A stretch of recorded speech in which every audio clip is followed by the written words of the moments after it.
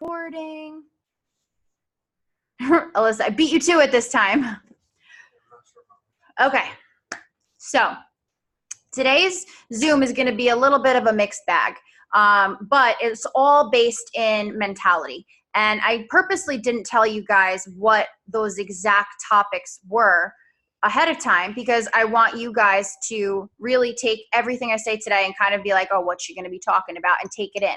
Okay, so I'm going to give you guys some stories, some sayings that I have that hopefully get you to think a little bit differently. And then I want you guys to ponder everything from today. I'm going to give you some tasks, but I want you to ponder everything we go over today. And I want you to tell me your honest takeaways and your honest thoughts about it. Some of you guys are really good. You love sharing with me your thoughts after. I love it. But some of you guys get shy after here. So I want to hear from you too. Okay. Now, the first thing we're going to start with today is the saying, sometimes the person who takes you to the dance isn't the one who takes you home. And you're probably all like, well, what the hell is that? And the saying is, sometimes the person who takes you to the dance doesn't end up taking you home. Sometimes the thing that you've been dead set on, the thought process you've had forever, what you're accustomed to, how you feel about things, that may be what got you to the dance, but that ain't going to be what's going home with you. You have to learn to adapt and change. And if it's that you have to go home with someone else, whatever, you go home with someone else, the course of your night changes. But the same thing goes with your food. The other day, I ate 90 grams of carb to the face without even friggin' consenting to it when I had that crust. And I pondered it, I journaled it for days after the fact, what I felt about it. I mean, I was fine. I was just like, this is annoying. Move on. What am I going to do? But it was interesting because I thought, how would you guys have reacted if you were good for a really long time? And then you tried your best. You listened to the person at the pizza place. You got the low carb crust that was gluten-free and everything. And then you found out that you actually consumed 90 grams of carbs in a sitting. You'd be like, oh my God, throw this whole diet out. I don't even care anymore. Not everybody, but like that thought would creep in, right? You'd feel defeated. You'd feel like, but I had a plan. My plan was to stay low carb today. My plan was to stick to this way of eating. But you know what? The plans change. Sometimes the person that gets you the dance isn't the one that goes home with you. And that's the way it is. Sometimes in life, in food, in everything that happens. So ultimately, the only thing you can do is adjust your night accordingly and have as much fun as you can with whoever you take home, So I want you to just keep that in mind whenever, and you could use a different example. You could be, people always say plot twist, to be funny, and it's the same thing. You just got to yell plot twist and move on sometimes and adapt. So keep that in mind. Don't sit there and bash yourself because you weren't perfect at something right off the bat, which is our next topic I'm going to get into. Just change and adapt and just make new plans. That's it. It's one meal. It's one bite. It's not a failed attempt. It's not all hope is lost. It's not ruining your great track record. Don't treat your food like a cigarette. And what I mean by that is, don't sit there. You know how when people try their hardest to quit smoking and they have one cigarette, it's like, oh my God, I'm back at square one because, I was doing so great and now here I go, I had a cigarette. And we put food in that same box as if it's something that we have to hide from or, beat the addiction. And while there is psychological food addiction, that's a whole different ballgame. The majority of our just basic day-to-day concepts, we treat it like the cigarette. You don't have to fear food in that way. And when you start to rationalize and say, I have control to choose what I put in my body, you might not believe it at first, but over time, that mantra kind of kicks in. But just don't treat it like a cigarette. Okay? Progress, not perfection, is something that you see, oh my God, every person that puts a picture up in a sports bra on Instagram has the saying progress, not perfection in their friggin' caption somewhere, right? Like it's everywhere. What does it all mean, Basil? What it all means is that I used this example earlier today. It's been one of my favorite ones to use lately. And that is, how many of you guys keep a jar of loose change in your house of some kind? You just, like a penny jar, piggy bank, whatever. You see a penny on the ground and you pick it up. Your 1 cent, you've increased your piggy bank by 1 cent. Big friggin' whoop, How many of you guys have seen Eurotrip? I don't know why this reminded me of that. When he was like, I quit, I'll open my own hotel. I don't know why that popped in my head with picking the penny up on the street, but you have to watch Eurotrip if you haven't. But every day you put 75 cents one day in that jar. You put a nickel in the next day. You find a bunch more friggin' pennies and you put it in there. What seems like 1 penny when you find it and nothing becomes $100. Now, if you went out there and you busted your ass right now, like truly, if I could ask you guys, you have 1 second to answer, how do you make $100 right now? You guys would be like, girl, if I friggin' knew, So think about that in terms of weight and diet and changing habits that you've had forever now. It's how much are we expecting that penny to be $100?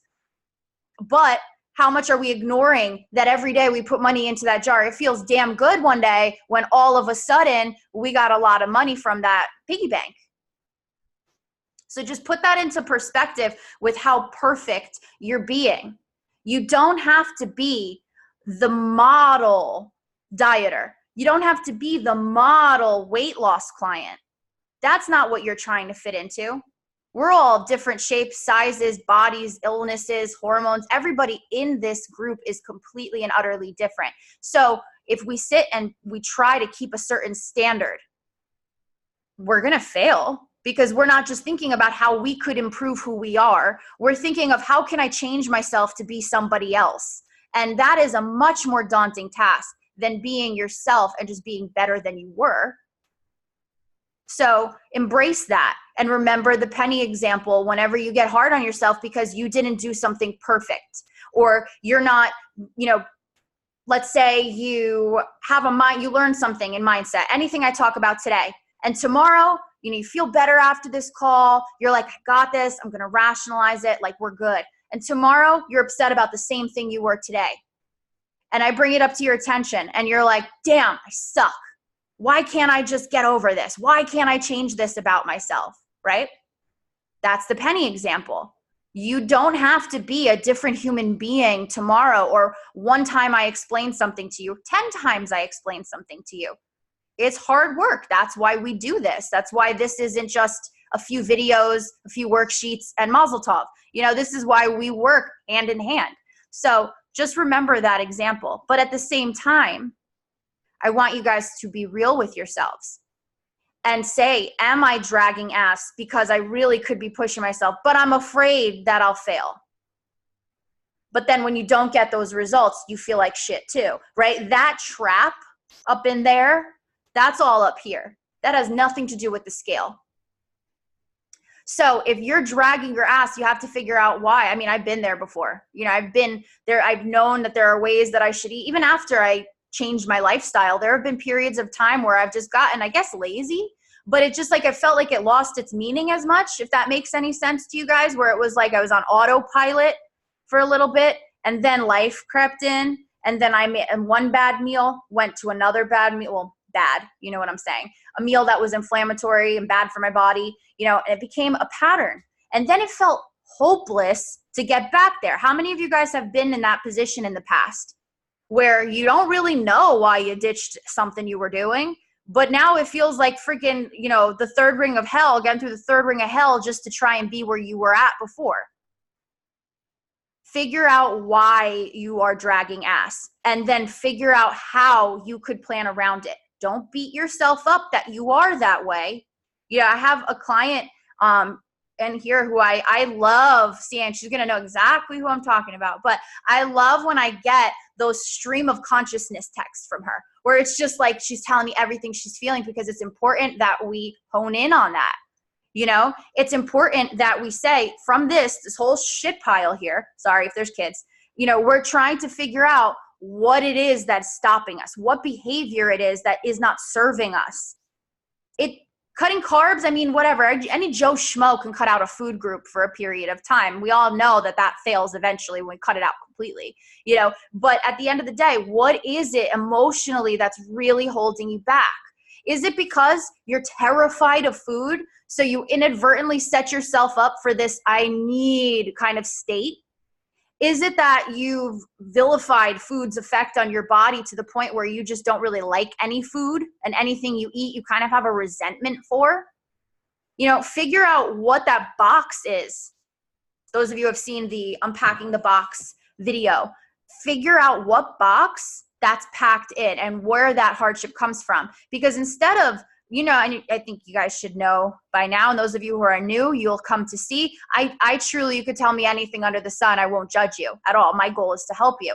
The more we can pinpoint why it's hard, it's not a means for you to be considered a brat or annoying or lazy or undisciplined or slob or any of the other shit I've definitely told myself, and I'm sure you guys have told yourselves in the past. It's because we have to focus on why it's hard. It is a justified and valid thing when new habits are difficult to adhere to. It has nothing to do with how competent you are or how self-controlled you are. Who the hell wants to live self-controlled, first of all, when it comes to something as delicious and incredible as food? Who the hell wants to live self-controlled when you have to deal with feeling physically ill every day? The goal is getting to the point where you emotionally don't attach to food. You do what you got to do for your body. And occasionally you do what you got to do for your happiness. And that's why we're okay with the slow roll. Because even if you suffered and you starved, how many of you guys know for a fact if you sat here and you measured out your boiled chicken and your spinach that you'd still see no results in a month? It's crazy. I've been there. I've been like, I literally live on salad. I don't understand why my body does this. You know, and at the end of the day, if it's going to be slow anyway, why the hell does it have to suck? It shouldn't. It shouldn't. Naturally thin people aren't the only ones who get to enjoy life. And naturally, you know, and anybody, there's nobody naturally gets to enjoy life. You know, I'll bring up my grandmother's favorite saying that I always bring up. It's stuck with me. I'm going to get this tattooed on me one day, is even the king has problems. My favorite saying, even the king has problems. And what that means is doesn't matter what your situation is. Doesn't matter how privileged you were born, how hard you've had to work, what you've been through. None of it freaking matters. Everybody of all walks of life, to them, they're in the muck. They have problems too. If there's anybody in this world that has not one problem, they're probably a sociopath, and you probably shouldn't speak to them because they're not operating on all cylinders. You know, like everybody's got stress. It's just about what we do and how we adapt the things that we go through on a day-to-day. If your body's giving you hell, why are you giving you hell? You know, it's like once more with feeling, really kick them when they're down. And we're supposed to have our own backs. And if you think about who you, like, I want you guys to stop and think, who is the person you want to be? More than anything, what are the qualities that you want to have, right? And then I want you to stop and think and see how different that is from your day-to-day. Are we making ourselves think that we should be this perfect person with this perfect schedule, with this perfectly clean house, no physical pain? We go, we earn money, we earn our keep, we make the food, we love making food, we never complain about our weight because we're just naturally skinny. Like if that's your idea of who you want to be, our problem is helping you understand that that's not reality. And no matter how perfect people look online, you don't know what's going on behind the friggin' scenes. I'm in a few mastermind groups with other, with coaches, you know, with other coaches of coaches and things like that. And the number one thing I see is the disaster of a life behind a lot of people who preach positivity and love and organization and all these things online. And it's like photoshopping a magazine ad.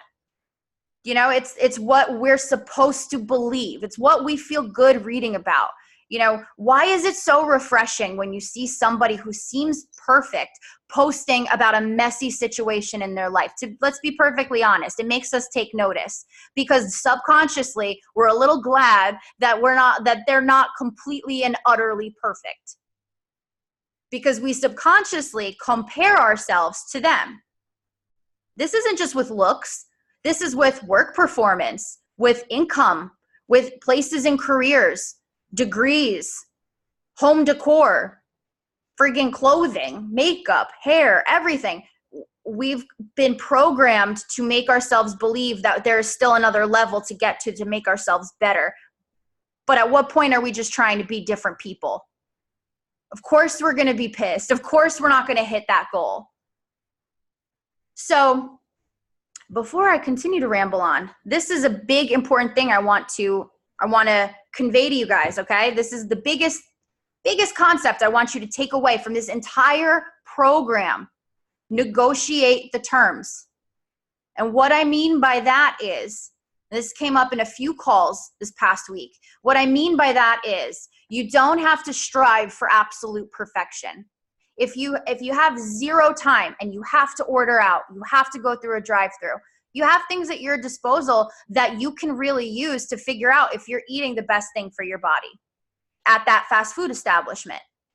Is it as good as like farm-raised, pasture-raised chicken, where it's like we know the name of the mom and the dad of the chicken and we know where the feed came from and every chicken is like super happy all the time? Like bougie-ass food. Like, no. It's fast food. What are you going to do? But at the end of the day, you can negotiate the terms and say, because I'm going to fast food, let me make some choices that aren't going to hurt my body. Just because it's not perfectly healthy, bougie food doesn't mean that it's like you're crap and you're trash for going to like drive-through. It just means you're doing the best with what you can do. If you go to a restaurant because you got invited by a friend and you're upset because you really want that like chicken and pasta dish that's on the menu, order the exact same dish, no pasta, extra veggies. Could you say, oh, I really just want pasta? Of course you could say that. However, what else do you really want? And if you allow yourself substitutes in the meantime, you'll like get some gluten-free pasta. It's high in carb, but like give yourself, like measure it out and choose the day you're going to have it and indulge in that. Sometimes I go to a restaurant and the next day I go home, I make my version of it at home. And it immediately quenches that thirst, so to speak. Because how many moments are really worth it? And how many moments are a matter of feeling normal or being included? Not needing to make substitutions for yourself because it reminds you that you have to. Figure out what makes it hard for you and why you're dragging your ass, or why you're unhappy if you are. And then hone in on that, because it's deeper than just, I just missed this food. Because you could have it. You could have a bite if you want. It's not the end of the friggin' world. That's part of negotiating the terms. Can't have it tonight because you ate something else yesterday that was like really high in carb or had gluten or whatever. Okay, so make your own version tomorrow. And then wait a couple weeks, go back to the restaurant, have a few bites of your significant other's as he orders what you want to eat, and you just take a bite. I don't know if you guys do that. Sometimes I'm like, babe, can you just order this? And he's so great. He's like never a picky eater, so he just does. But you know what I mean? Like, negotiate the terms. It's not always just a yes or a no. It's not always a splurge or a deprivation. Try to do the best you can in any situation, because that's better than nothing. And it's not going to be perfect because that's not reality. And you're going to crash out if you're always trying to be perfect. If you used to go to a restaurant, if you used to go and you go to a buffet and you used to pile your plate with pasta, with rice, with the muffins. Well, I don't even know what they have there, but like a ton of stuff. And this time you go, you still pile your food up, but you pile your food up with the chickens, the steaks, with salad, with the sauteed veggies, the stir-fry veggies without the noodles, whatever. And you negotiate the terms. You pick lots of other things to enjoy. Things that you don't have to really worry about portion as much. Over time, food loses its luster in the sense of it no longer becomes the forbidden fruit because you're still satisfied by what you're doing. If that's difficult for you, finding out why is the most important thing. And it's nothing to run away from. So let me see if I forgot anything.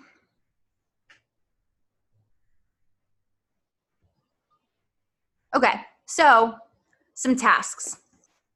Let me make sure. Okay, we're good on time. Yeah, so some tasks for you guys. Catch yourself whenever you feel negative over this next week. Whenever you're dragging your feet, whenever you're saying, I don't wanna, whenever you're feeling like, oh God, why is this so hard? Or you're saying to yourself, I'm tired, I don't have time. Think and pull yourself out of that. If it's too hard to journal at that moment, pep talk yourself and say, I'm gonna go sit on the couch right now. I got time for that. If you're truly and utterly in pain and in a flare up, I'm not telling you like, screw that, push yourself. I'm saying like, really evaluate your situation and say, am I being begrudgant because I don't want to do this right now, but I can? Or am I truly unable to accomplish this feat right now? Right? That's just an example. If you're feeling negative about not being able to cook or whatever. If you're feeling negative about messing up something, talk yourself out of it. Say, did I intend to? No. Am I human? Yeah. You know, and just walk yourself through that process. Catch yourself when you're feeling negative this week and give yourself some of these sayings that I went over today and just try to pull your head out of the sand, because you guys are so much harder. We all are. I'm saying you guys, like I used to be the same way. We are so hard on ourselves and nobody else is holding us to this imaginary standard that we are, that we have to be the most efficient, productive, clean eating, hormonally balanced, beautiful beings who just think the sun shines out their ass. Like that's just not reality. So don't ponder why you are the way you are. Figure it out, hone in on it, and then assign yourself an action on how to change it, at least just for now. So if you're really stalled out, you know, you're like, oh, God, I'm tired and I don't have time to cook. Stop. Don't ponder. Tell yourself, but what I can do is I can portion out microwave bread for the morning. I can take this bag of microwave veggies, stick it in the microwave, mix it with butter and soy sauce. I can, you know, I can just eat something in my fridge as a leftover, but plan what I'm going to get at the store tomorrow and make a banging meal I'm really excited about. Don't think of your frustrations, your negativities, your problems as dead ends. Think of them as a means to an answer. If I know I feel this way, how can I negotiate the terms and make this as pleasant a situation as possible while still trying to be in line with my goals as much as possible? Okay, so catch yourself this week. And I want you to tell me when you're able to work through one of these situations. Tell me if it's helpful, okay? I want you guys to go back into the Academy page, and I want you to find a video that you either have not seen yet or haven't watched in a really long time. Like you look at the title and you're like, I couldn't tell you what the hell that's about. It's fine. I can't even tell you what some of those videos are about because I recorded them so long ago. But find one that isn't fresh to you and watch it and tell me your friggin' takeaways, okay? So those are my tasks. Let me see what you guys sent in here in the group chat. I'd be pissed. Being flexible and adjusting to change is something I want to get better with. I think I get fixated on my plans going the way I hope they would. Nothing ever goes as planned. I mean, there are great disasters in history that you could use as an example for that. I'm sure I believe, look at the Titanic. They planned to arrive just fine, right? You know, so just think of that as an example. I usually plan the day before, so if something gets thrown off, I'm trying to do better to just go with the flow. Go with the flow, not the floor, I'm thinking. And readapt, but it's hard sometimes. Oh, it's hard for sure. You know, I'm not saying by any means I immediately click into like action mode. I get upset about things, but I choose how to direct my energy after that. So I realize that I'm upset about something. I immediately go into why am I upset and how can I fix it?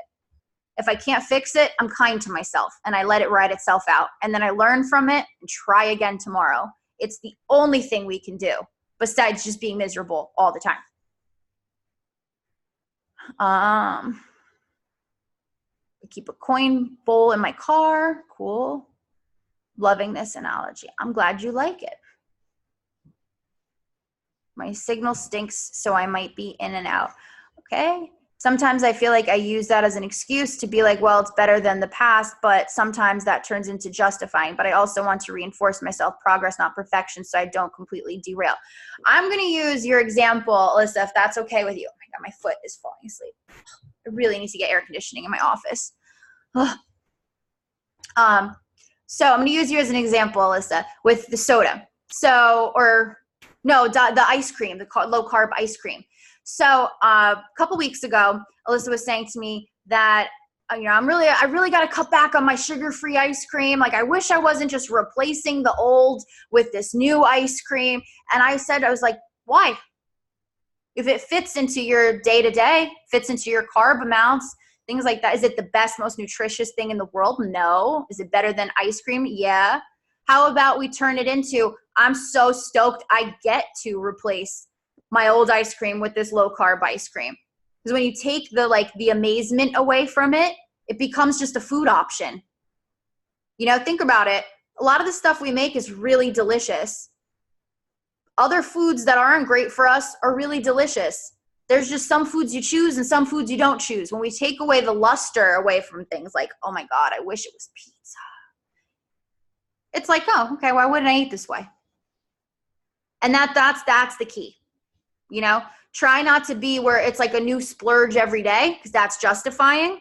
When you're at a worth it moment, truly ask yourself if it's worth it. Like for me, my number one worth it question is just, am I going to have access to this again for a really long time? No, I'm eating it. And it might not be the whole thing in one sitting, because I'm okay with having half now, taking half home later. I'll probably toss the other half out later, because it's like whatever. But I don't deprive myself of that. If it's something like a family party or even a birthday, I pick a restaurant where I can eat most of the stuff there. I go to a churrasco place where they bring the meat on those skewers. Oh my God, I go in. And if I want a little flan, I'll have a few bites of my flan, or I'll have the flan and I'll keep it moving, whatever. But worth it moments aren't just, would I be okay with eating this even though I know it would derail me? Like, would it be a big deal? Because that is not a worth it moment. A worth it moment is if it's truly a mentally douchey thing to yourself to deprive yourself of it in that moment. And then when you eat it, negotiate the terms. I'm not going to have the whole thing. I'm going to have a few bites. I'm going to save half for later. Try your best. Try your best. That's all we can do. My birthday, my mom bought cake and I didn't want to waste it, and then daily ate a piece and tailspin. So in the future with that, it's not a waste. It's not good for you. It's not in the long run. It's good. Have a slice. Enjoy the hell out of it. Find someone else to give it to, or, it sucks. I hate wasting food. I really do. Like, it really is a peeve of mine. But when it comes to things from other people given to me that I know are not best for my body, I don't hesitate. Like if somebody made me a big platter of pasta, I'd appreciate the sentiment wholeheartedly. Whether I ate all of it or not, I'd appreciate it. Like just the effort that went into it. But I know at the end of the day, that person doesn't want me to feel sick.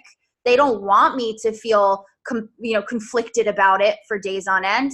They just wanted to do a nice thing for me. So I take it for what it is. I appreciate it. And then you can just release it as much as it sucks because it's cake and it's so good. I understand. You always make me smile. Thanks.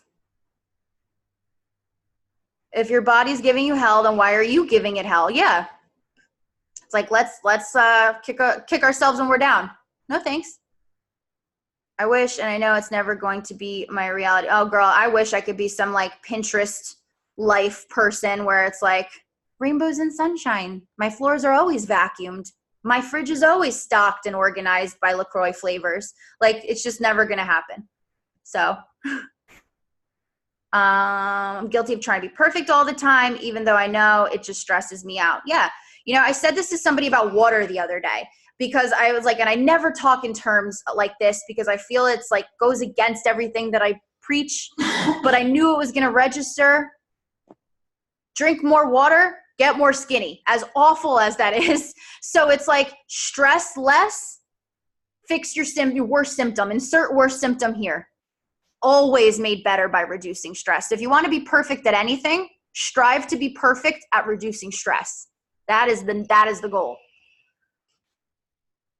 Every time Jared and I go out for our weekly dates now, I always look for somewhere I will feel comfortable eating and ordering so I'm able to eat food without it causing issues. I'm really proud of how more comfortable I am gotten. It's like it isn't a big scary issue anymore. I definitely feel like this is me. This is how I want to eat. I'm paying for it. Yeah. I mean that too. You know, a lot of times we feel bad about choosing restaurants or, you know, choosing restaurants if our friends or our family are coming with us. And like, they can enjoy stuff there too. You know, I operate on that same level. It's hard. At first, I just wanted to kind of hide the fact that I needed to make any adjustments because it was like embarrassing to me. And I just didn't want to be, God, I hate being that guy at the table. You know, now, because I get physically ill from eating certain things, it kind of gave me the balls that I needed to be like, it is what it is, folks. But when it comes to picking restaurants, it's not like you're going to pick the worst restaurant in town. You know, you're not going to be like, you know, I can have one dish at this terrible restaurant. So you guys can come and have the same dish as me or eat crappy food, but like, it is what it is. You're just saying, let's go to this place. Okay. When you get there, they'll pick something and you can have something. If it's pre-planned, check the menu out before, like, what can you do? But when you're picking a restaurant, don't feel compelled to go to a place that you know you're going to feel really crappy because you want to eat everything there. It's really good. Like me, that's all you can eat sushi places. Nick's like glaring at me because sushi is his favorite food. We go like once a month-ish. Once every 2 months-ish. We order delivery, okay? But if Nick had his way, we'd go every week to all you can eat sushi. But for example, I'm not going to pick that because I'm going to sit there. What am I going to eat? Edamame? I'm going to be miserable. So we go somewhere where there's something we both can enjoy. And we live it up. And then we leave and I feel great because on top of the fact that I stuffed my face and we had a great date, I don't have to worry about feeling sick later. You know, that's a negotiating the term. You got to eat a certain way. Let's find a restaurant that fits both of our needs. Negotiate the terms. That's the biggest takeaway I want you guys to have from this whole freaking program. Negotiate the terms. Okay. So before I keep rambling on and on, I hope that you got value out of this. I know it's kind of all over the place, but these were the main points from different calls throughout these weeks, throughout this week that really stuck out. And I really wanted you to know it going into this next week. Okay. I'm going to post this video on the page. I'm going to comment the tasks because I've talked quite a bit since. And then I want you guys to reach out and tell me what you took away, what changed your thoughts, you know, just anything at all from this call. Okay. Love you guys. Enjoy your night, and I'll talk to you later.